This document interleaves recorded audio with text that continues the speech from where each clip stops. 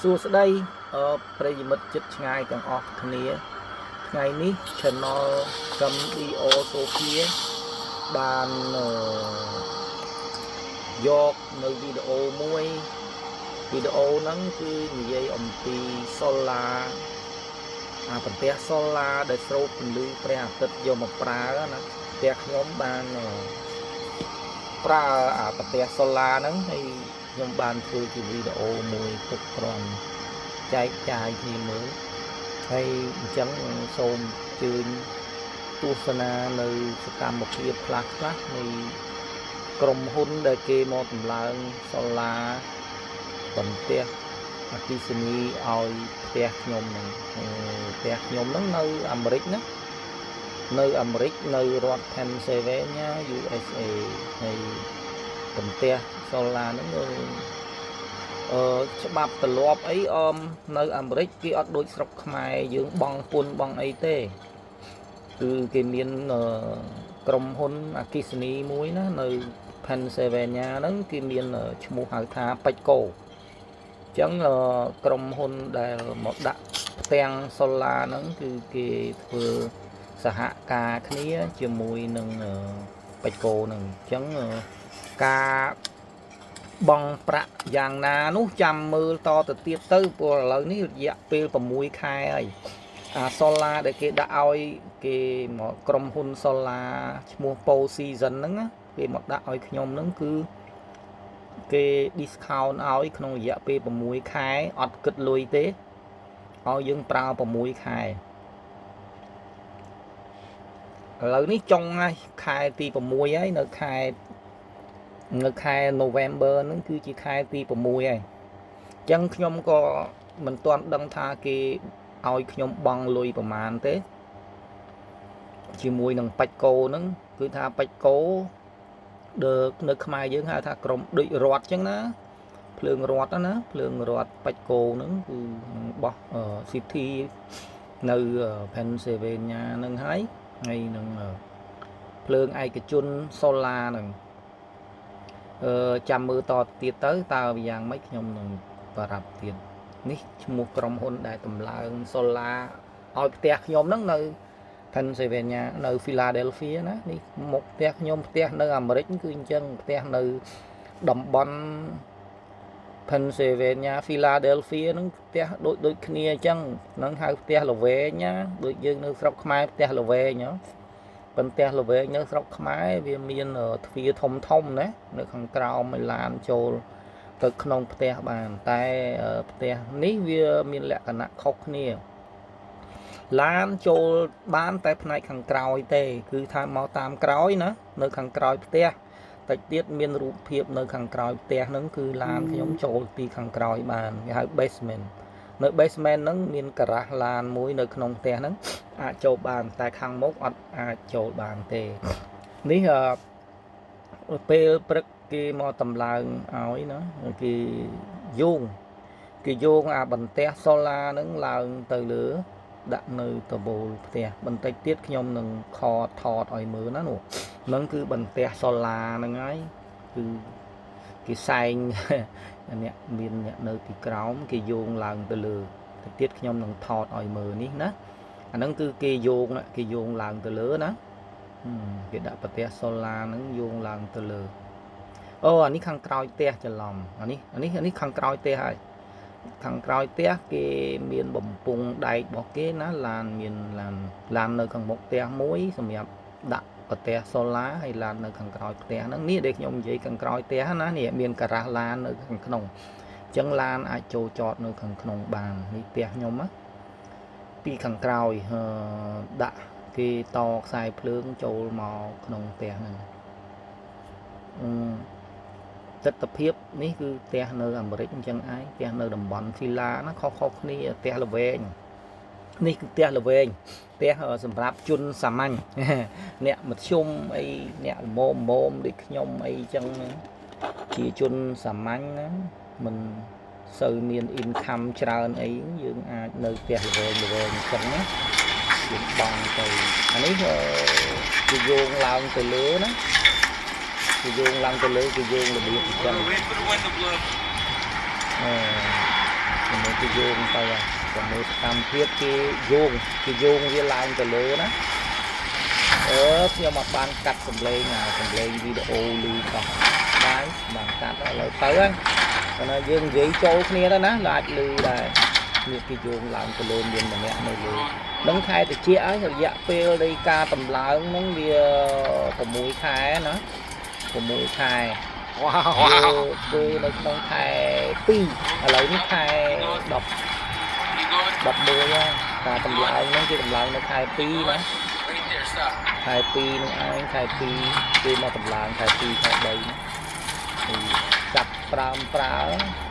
នៅក្នុងខែ3ខែ4អីហ្នឹងឯងភ្លើងចរន្តពលឺព្រះអាទិត្យហ្នឹងប្រើហើយនៅខែហ្នឹងនេះខ្ញុំថតពីក្នុងផ្ទះខ្ញុំតិចណាកាលខែ2ហ្នឹងតិចប៉ុន្តែពីឡាដេហ្វីឆ្នាំហ្នឹង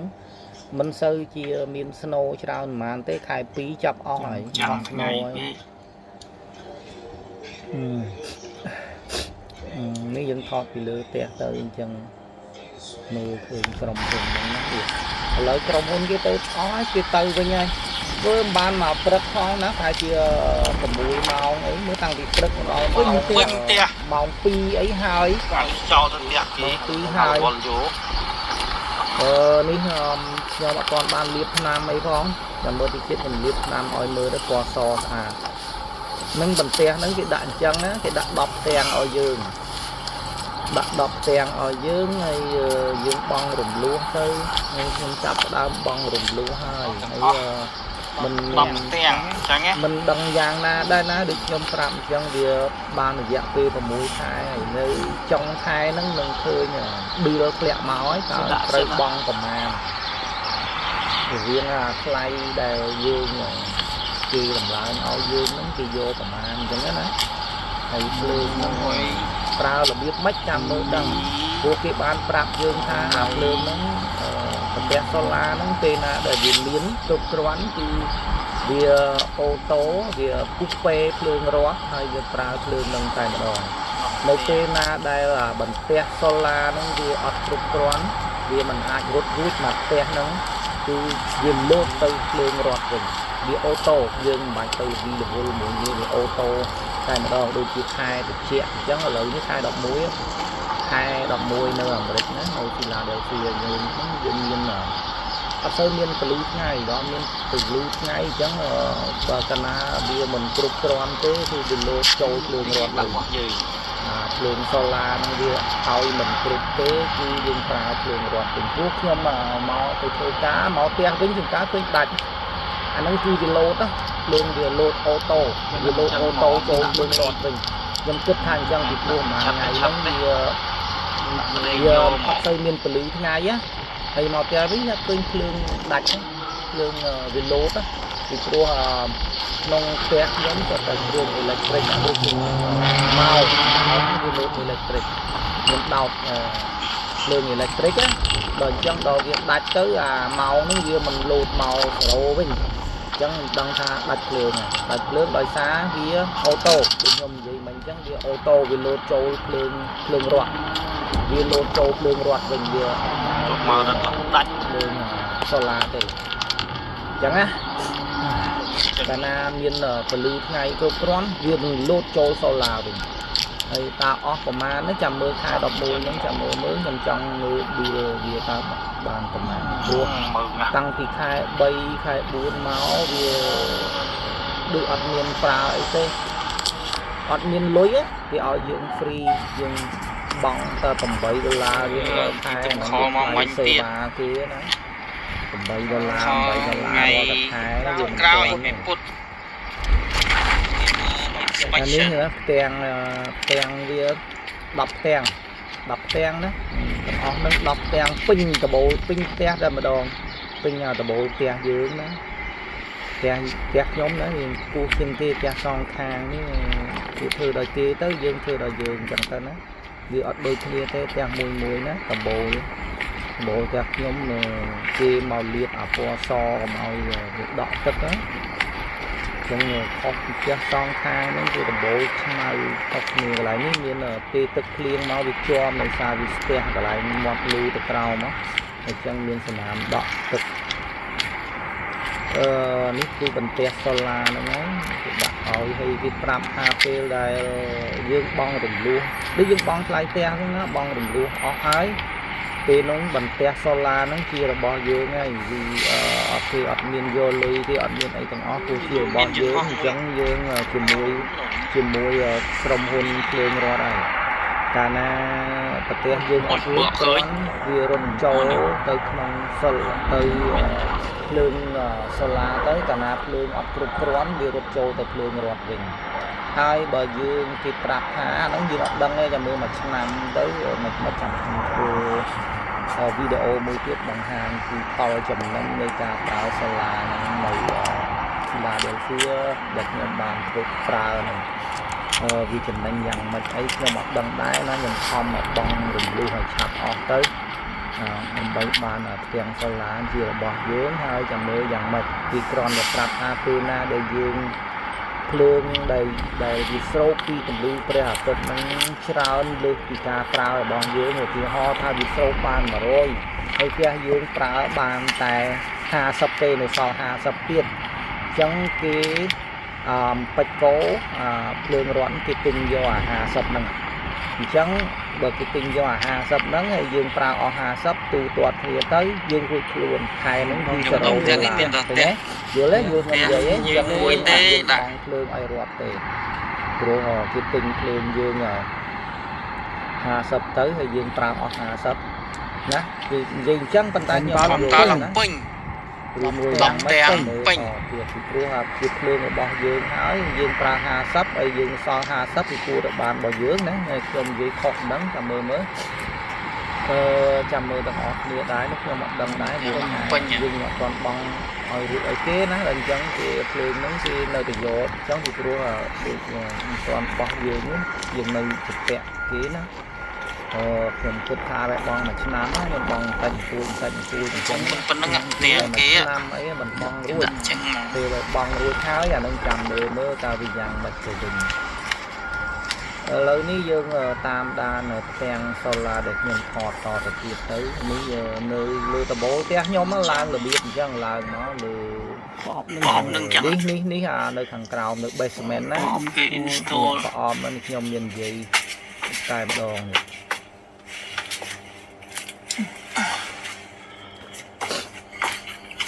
អើយផ្ទះអ្នករស់នៅអាមេរិកក្នុងជីវភាពធម្មតាយើងអត់មានតាមពិតទៅទិញក៏បានដែរប៉ុន្តែយាយខ្ញុំគាត់ថាយើងបង់ពន្ធដីអីថ្លៃលត់ទិញទៅគាត់តាមទិញគេហៅ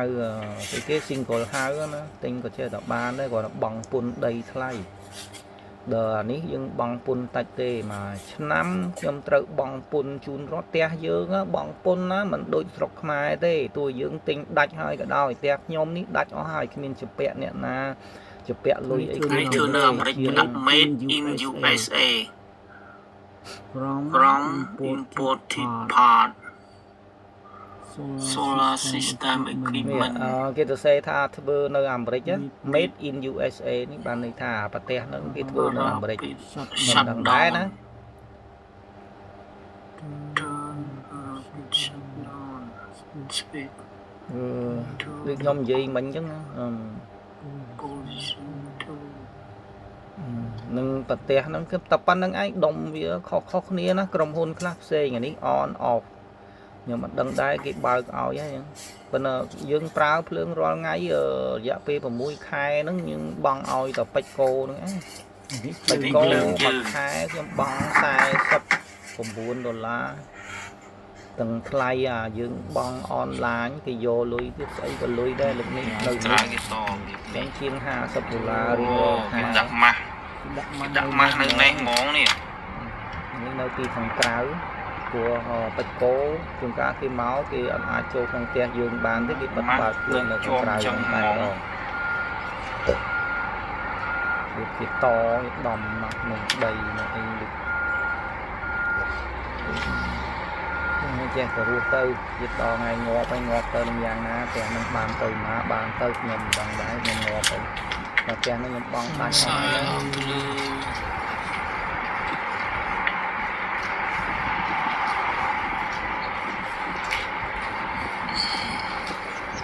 នេះថតនៅពេលដែលខែ2ខ្ញុំអត់ទាន់ធ្វើដបូលលយមកណាឥឡូវធ្វើដបូលលយហើយចាំពេលណាចាំថតចាប់ម៉ាស់ជាប់ចឹងហ្មង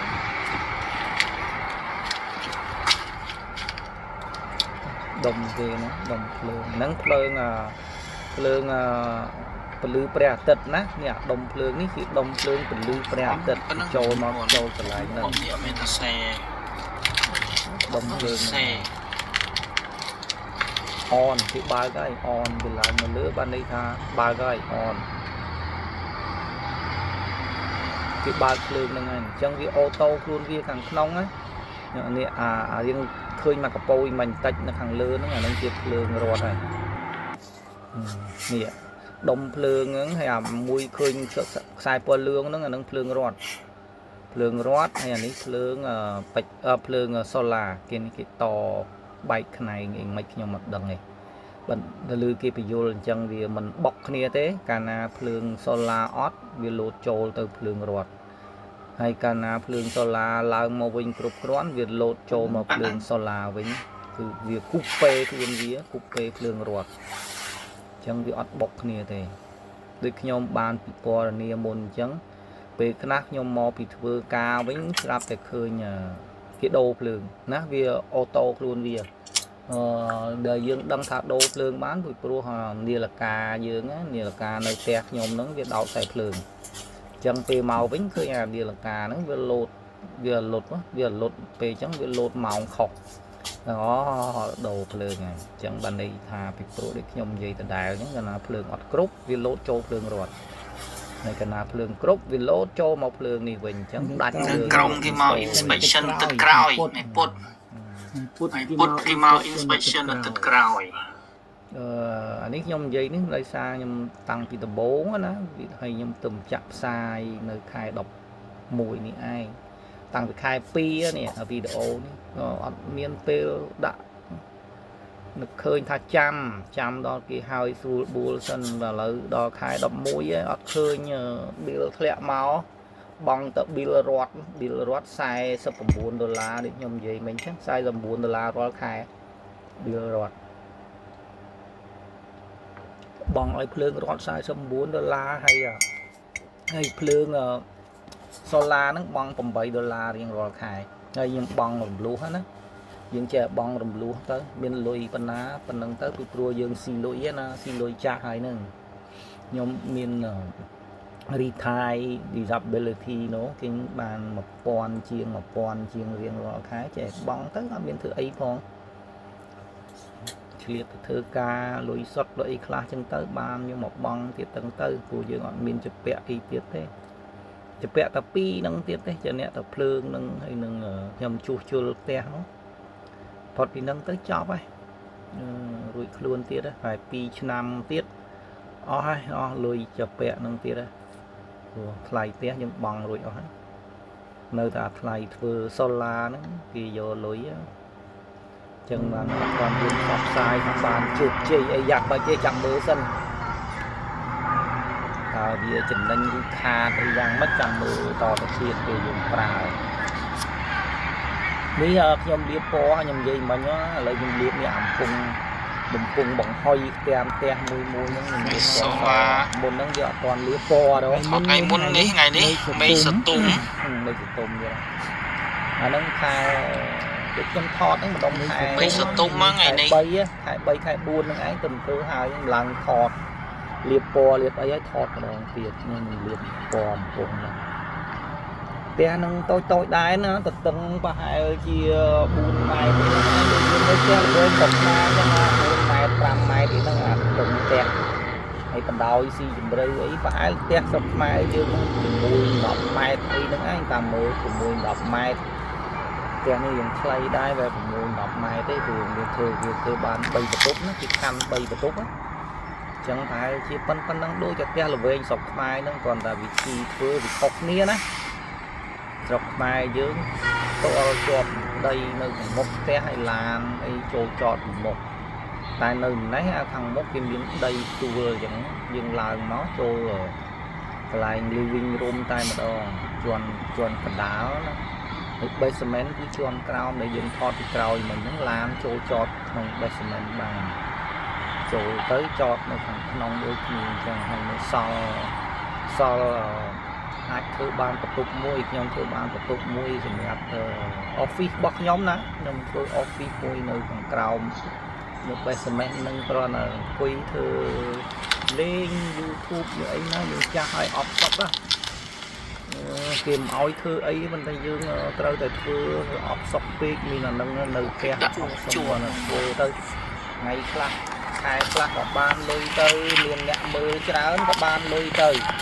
អត់មានអ្នកមើលក៏អត់បានលុយយ៉ាងដែរណាយកលុយអត់គ្រប់ពលបានលុយលើសពី$100ឡើងលើបាន YouTube គេឲ្យអំណត់ទេណាហើយខែខ្លះមិនបានទេពីសងអ្នកមើលចឹងហើយបើអ្នកណាបានមើលសូមមេត្តាជួយចុច Subscribe ជួយអីទៅណាជួយគ្នាហើយបើចង់ឲ្យអ្នកធ្វើ YouTube ដូចគ្នាដែរចង់ឲ្យខ្ញុំ Subscribe ឲ្យសរសេរ email នៅខាងក្រោមវីដេអូនោះសរសេរcomment នៅខាងក្រោមវីដេអូទៅខ្ញុំ Subscribe ឲ្យវិញណាខ្ញុំនៅអាមេរិកហើយបានលុយជួយបើពេលខ្លះទៅយើងអត់ចេះដែរណាយើងអត់មើលអង់គ្លេសមិនសូវអីអត់យល់ហ្មងវាមើលដាច់ប៉ុន្តែវាអត់ដឹងន័យថាម៉េចណាគឺយើង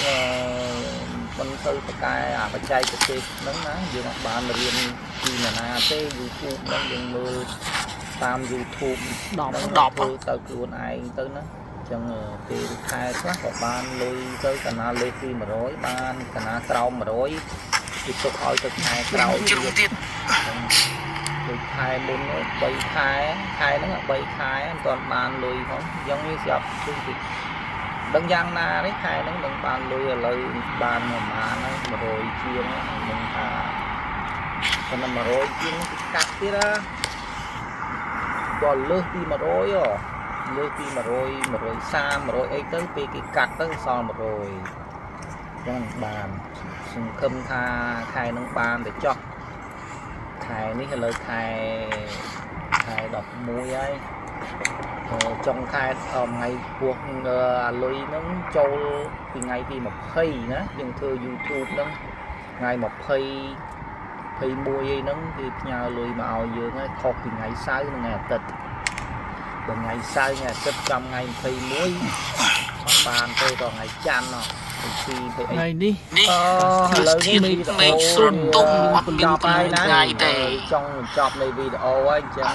សូមបញ្ចប់ការសន្ទនាគ្នាតែប៉ុណ្្នឹងហើយរងចាំមើលវីដេអូខ្ញុំក្រោយទៀតណាអ្នកដែលមើលវីដេអូខ្ញុំនឹងជាខ្មែរជាអីជួយគ្នាផង Subscribe សັບអីទៅនេះផ្លូវចុះទៅក្រោមចែកមើលវីដេអូទាំងអស់គ្នាមើលចឹងទៅកាលណាមើលទៅទៅហើយមើលអីចឹងដែរណាស្គូតអស់ហើយរៀបលាហើយអស់ហើយវីដេអូហ្នឹងអស់តែប៉ុណ្្នឹងនេះចុងវីដេអូហើយ